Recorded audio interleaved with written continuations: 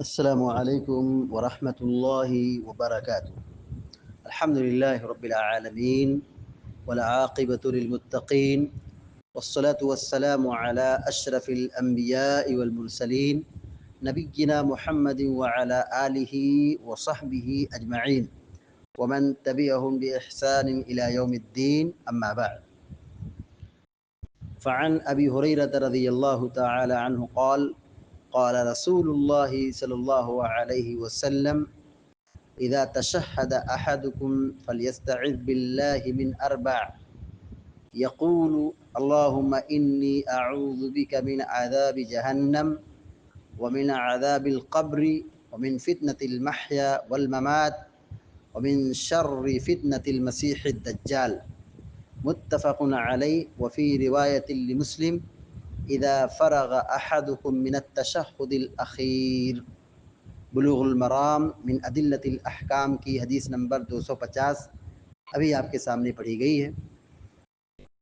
حدیث کے راوی مشہور صحابی سیدنا ابو ہریرہ رضی اللہ تعالی عنہ ہیں۔ بیان کرتے ہیں کہ اللہ کے رسول صلی اللہ علیہ وسلم نے فرمایا: اذا تشہد احدکم فلیستعذ باللہ من اربع۔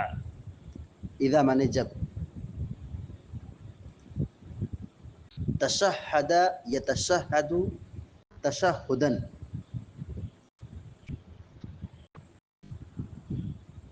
تشہد پڑھنا۔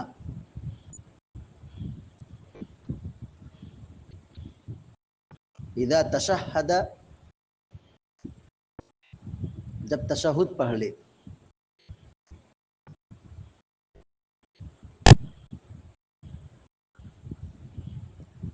فلیستعذ باللہ من اربع، اذا تشہد احدکم فلیستعذ باللہ من اربع۔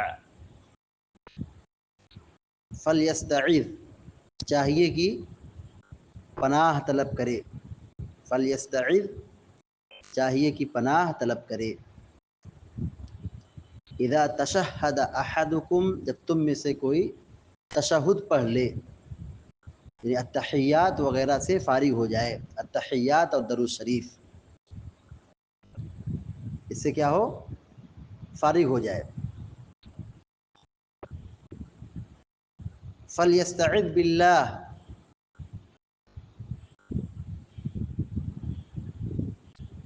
تو وہ پناہ طلب کرے، اللہ کی پناہ طلب کرے۔ فلیستعذ باللہ، اللہ کی پناہ طلب کرے۔ من اربع، چار چیزوں سے، اربع مانے چار۔ اذا تشہد احدکم، جب تم میں سے کوئی تشہد پڑھ چکے، یعنی التحیات اور درود شریف پڑھ لے، فلیستعذ باللہ، تو اللہ سے، اللہ کی پناہ طلب کرے، اللہ کی پناہ طلب کرے۔ من اربع، چار چیزوں سے، تو چار چیزوں سے اللہ کی پناہ طلب کرے۔ وہ چاروں چیزیں کیا ہیں؟ یقول، آپ کہتے تھے، کیا کہتے تھے؟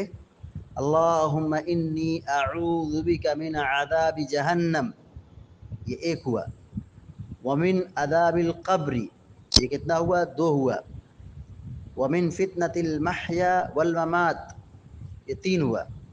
ومن شر فتنة المسیح الدجال، اب یہ چار ہوا۔ چار چیزوں سے اللہ کی پناہ طلب کرتے تھے۔ دعا کا ترجمہ دیکھیے: اللہم انی اعوذ بک من عذاب جہنم، اللہم اے اللہ، انی اعوذ میں پناہ طلب کرتا ہوں، اعوذ میں پناہ مانگتا ہوں، پناہ طلب کرتا ہوں،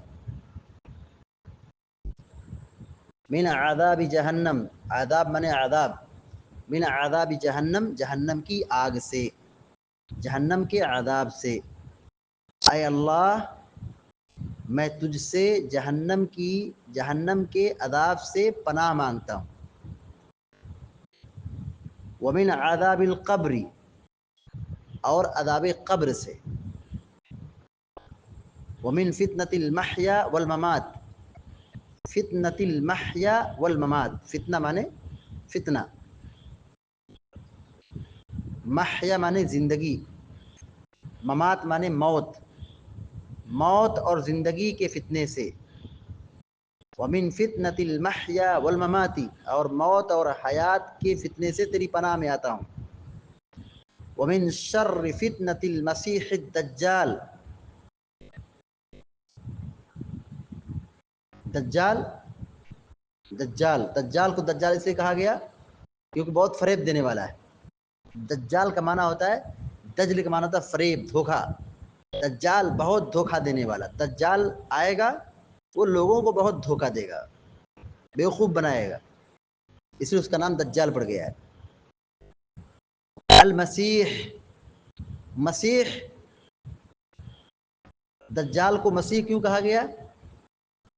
ایک معنی ہے ممسوح کا، یعنی اس کی آنکھ پھیر دی گئی ہے، یعنی وہ کانا ہے، اور ایک مسیح فعیل کی وزن پر ہے، فاعل کے معنی میں کہ وہ زمین پر چلے گا، پوری دنیا کی سیر کرے گا۔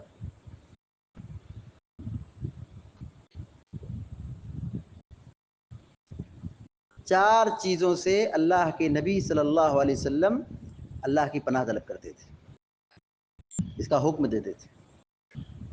متفق علیہ، صحیح بخاری اور صحیح مسلم کی روایت ہے۔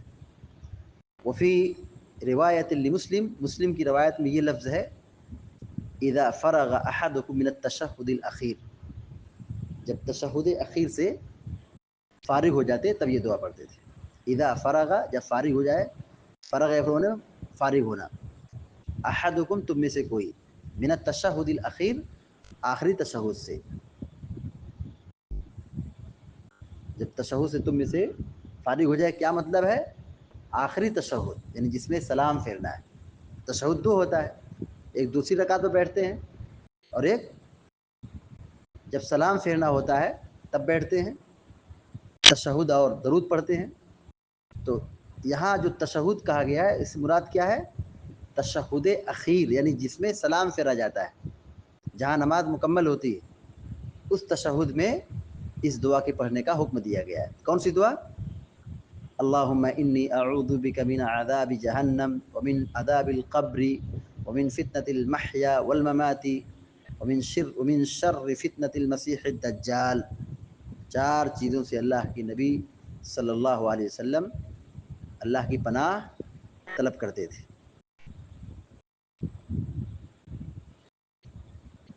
حدیث کا ترجمہ دوبارہ دیکھیے۔ وعن ابی ہریرہ رضی اللہ تعالیٰ عنہ قال، حضرت ابو ہریرہ رضی اللہ تعالیٰ عنہ روایت بیان فرماتے ہیں، قال رسول اللہ صلی اللہ علیہ وسلم، کہ اللہ کے رسول صلی اللہ علیہ وسلم نے فرمایا، اذا تشہد احدکم، جب تم میں سے کوئی تشہد پڑھے، جب تشہد پڑھ لے، فارغ ہو جائے، فلیستعذ باللہ من اربع، وہ چار چیزوں سے اللہ کی پناہ طلب کرے۔ فلیستعذ، پناہ طلب کرے، باللہ، اللہ کی، من اربع، چار چیزوں سے اللہ کی پناہ طلب کرے۔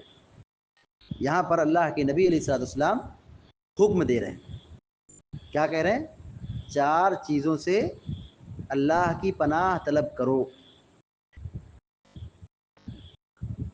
تو اس دعا کو نماز میں تشہد میں پڑھنا، یہ کیا ہے؟ واجب اور ضروری ہے، واجب اور ضروری ہے۔ یہ علماء نے استنباط کیا ہے، کس سے؟ فلیستعذ سے، چاہیے کہ پڑھے۔ تو آپ حکم دے رہے ہیں، جب تم میں سے کوئی تشہد سے فارغ ہو جائے تو وہ پڑھے، مطلب یہ حکم ہے۔ علامہ ابن حزم نے، علامہ شوکانی نے، علامہ صنعانی نے اور شیخ البانی رحمہ اللہ نے اس کو واجب قرار دیا ہے۔ اس کو، اس دعا کو نماز میں پڑھنے کو واجب قرار دیا ہے۔ علامہ ابن حزم، علامہ شوکانی، علامہ صنعانی، علامہ البانی رحمہم اللہ اجمعین اس دعا کو واجب قرار دیتے۔ امام طاؤس رحمۃ اللہ علیہ کے بارے میں آتا ہے، جو تابعی ہیں، وہ بھی اس کو ضروری سمجھتے تھے۔ ایک مرتبہ ان کے بیٹے نے نماز پڑھی اور اس دعا کو چھوڑ دیا. امام طاؤس رحمہ اللہ کے بیٹے نے نماز پڑھی اور اس دعا کو پڑھنا چھوڑ دیا. امام طاؤس رحمۃ اللہ علیہ نے اپنے بیٹے سے کہا نماز دہراؤ. اس دعا کو نہیں پڑھے تو کیا کہا؟ نماز دہراؤ، اور نماز دہرانے کا حکم دیا ہے. اور بعض علماء نے کہا ہے کہ یہ دعا مستحب ہے، اس دعا کا پڑھنا مستحب ہے. بہرحال اللہ کے نبی علیہ الصلوۃ والسلام نے حکم دیا ہے تو ہمیں اس دعا کو پڑھنا چاہیے. دوسری بات یہ ہے، اس دعا کے اندر جن 4 چیزوں کا ذکر کیا گیا ہے، اگر ہم اس کی معنی کی گہرائی کو پہچان لیں، اس کے مفہوم کو جان لیں، یقینی معنوں میں دعا کی اہمیت ہماری نگاہ میں بڑھ جائے گی. ایک تو نبی کا حکم ہے، اور دوسرا یہ کہ 4 چیزوں سے اللہ کے نبی علیہ الصلوۃ والسلام اللہ کی پناہ طلب کرتے تھے. وہ چاروں چیزیں بڑی خطرناک ہیں. نمبر 1، اللہم انی اعوذ بک من عذاب جہنم اذا تشہد احدکم فلیستعذ باللہ من 4. جب تم میں سے کوئی تشہد پڑھ لے، فلیستعذ باللہ من 4، چاہیے کہ وہ 4 چیزوں سے اللہ کی پناہ طلب کرے. یقول، آپ دعا کرتے تھے، اللہم انی اعوذ بک من عذاب جہنم، اے اللہ میں تجھ سے جہنم کے عذاب سے پناہ مانگتا ہوں.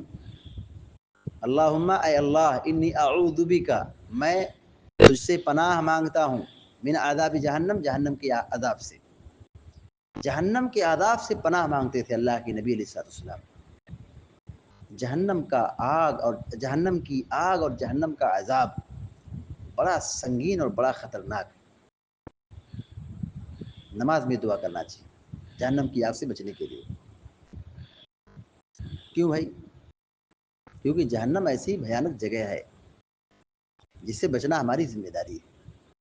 یا ایھا الذین آمنوا قوا انفسکم واہلکم نارا، اے مسلمانوں اپنے آپ کو اور اپنے گھر والوں کو جہنم کی آگ سے بچاؤ. جہنم اتنی خطرناک جگہ ہے. کتنی خطرناک جگہ ہے؟ جہنم کو جہنم کیوں کہا گیا؟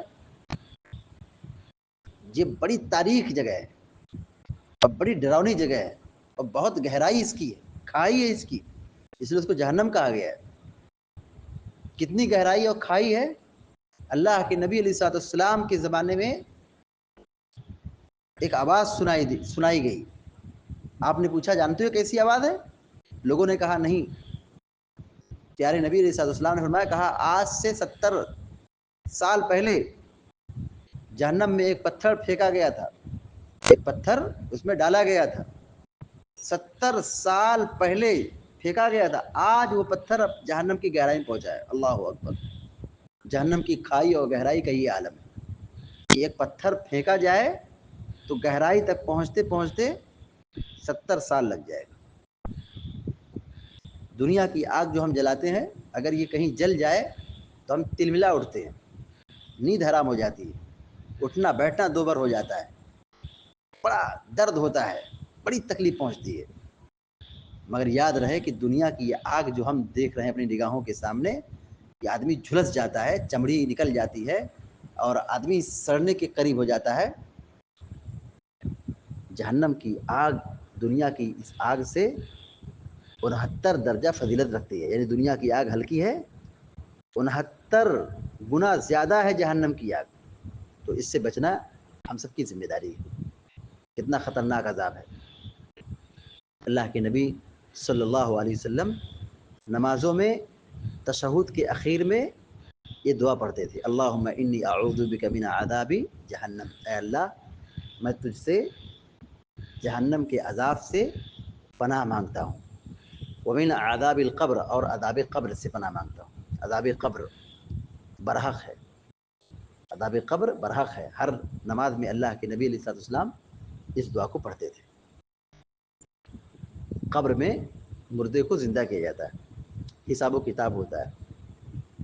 اگر برا ہے، نافرمان ہے، کافر ہے، مشرک ہے، یہودی ہے، اللہ پر ایمان نہیں لایا ہے یا گنہگار ہے، عذاب قبر ہوتا ہے. بڑا مشہور واقعہ ہے. 2 صحابہ کرام گزر رہے تھے، اللہ کے نبی علیہ السلام بھی ساتھ میں تھے. تو قبر والے کو عذاب ہو رہا تھا. کیا وجہ تھی؟ ایک پیشاب کی چھینٹے سے نہیں بچتا تھا اور دوسرا چگلی کرتا تھا، ادھر کی ادھر بات لگاتا تھا، آگ لگاتا تھا. آپ نے کہا کہ ان دونوں کو عذاب ہو رہا ہے. تو عذاب قبر برحق ہے، عذاب قبر ہوتا ہے. اسی لیے اللہ کے نبی علیہ الصلوۃ والسلام یہ دعا کرتے تھے، اللہم انی اعوذ بک من عذاب جہنم ومن عذاب القبر. میں جہنم کی آگ سے تجھ سے پناہ مانگتا ہوں اور عذاب قبر سے پناہ مانگتا ہوں. ومن فتنة المحیا والممات، اور زندگی اور موت کے فتنے سے پناہ مانگتا ہوں. زندگی اور موت کا فتنہ کیا ہے؟ زندگی سے مراد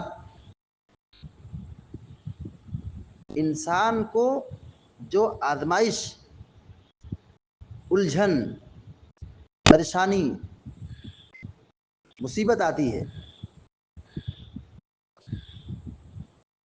یا برا خاتمہ کہ انسان بری موت کا شکار ہو، دنیاوی آفت، مصیبت، پریشانی. اور موت کا فتنہ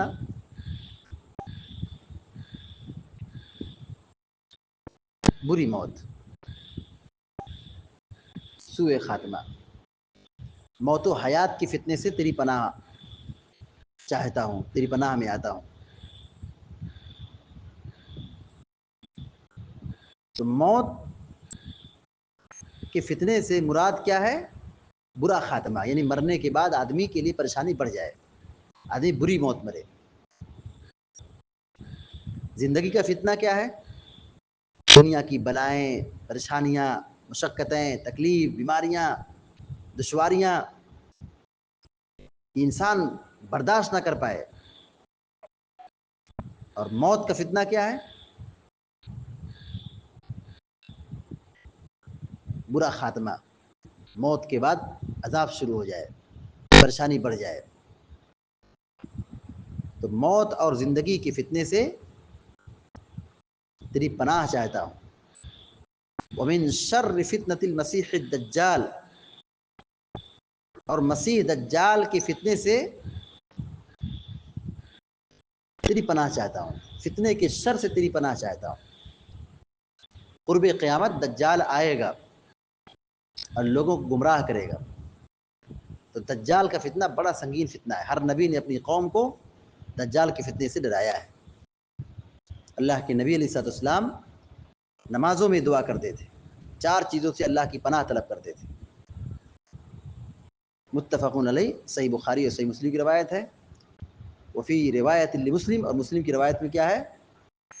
اذا فرغ احدکم من التشہد الاخیر، جب تشہد اخیر سے آپ فارغ ہو جاتے تھے تب یہ دعا پڑھتے تھے. یعنی التحیات اور درود شریف جب پڑھ لیتے تھے تب آپ 4 چیزوں سے اللہ کی پناہ طلب کرتے تھے. اللہم انی اعوذ بک من عذاب جہنم ومن عذاب القبر ومن فتنة المحیا والممات ومن شر فتنة المسیح الدجال. دعا کا اہتمام اللہ کے نبی علیہ الصلوۃ والسلام کی زندگی میں آپ کو بہت ملے گا. تو دعا سے مسئلہ حل ہوتا ہے، دعا سے مسئلہ حل ہوتا ہے، انسان محفوظ ہوتا ہے مصیبتوں سے، پریشانیوں سے، عذاب سے. دعا مرد مومن کے لیے ہتھیار ہے، سہارا ہے. دعا کرنا چاہیے، نماز پڑھنا چاہیے، اور ان 4 چیزوں سے اللہ کی پناہ طلب کرنا چاہیے. اس حدیث سے جو بات معلوم ہوئی، نمبر 1 کہ آخری تشہد یہ ضروری ہے، واجب ہے.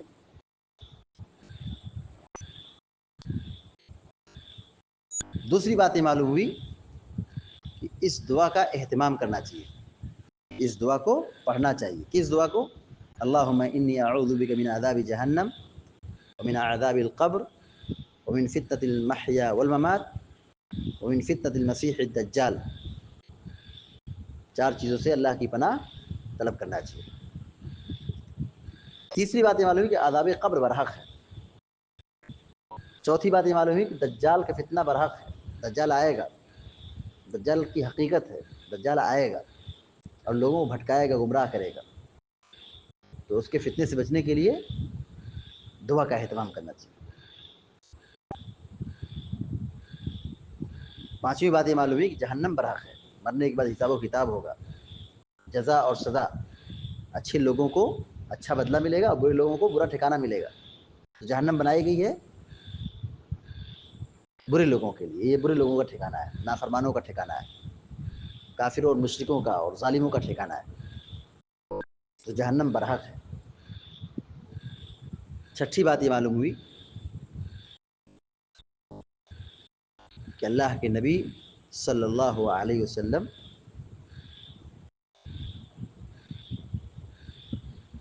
محتاج تھے،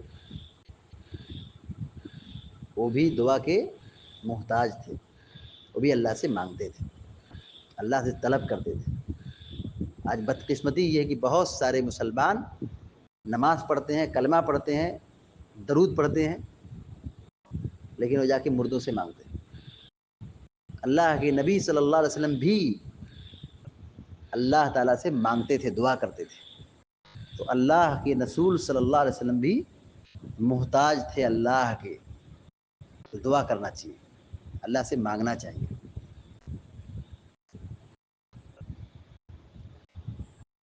اسی طرح اس حدیث سے ایک بات یہ معلوم ہوئی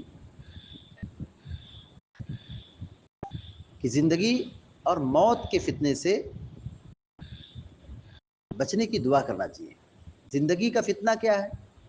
زندگی عذاب بن جائے، اجیرن بن جائے، دشوار گزار بن جائے، مصیبت اور پریشانی کا ذریعہ بن جائے، اس سے بھی اللہ تعالیٰ سے تحفظ کے لیے مانگنا چاہیے.